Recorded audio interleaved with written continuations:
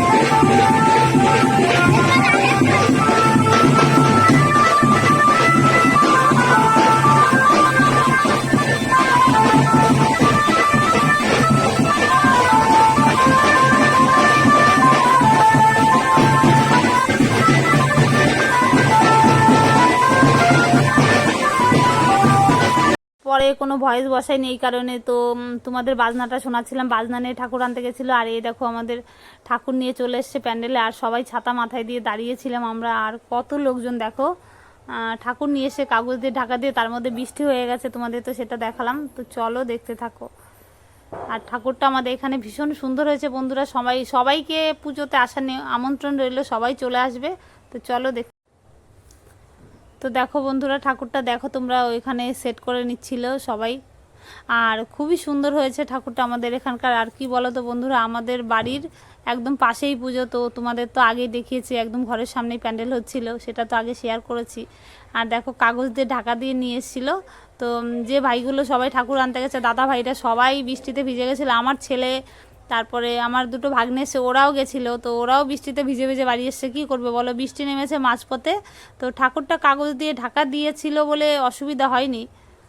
তো যাই হোক, চলো দেখতে থাকো বন্ধুরা।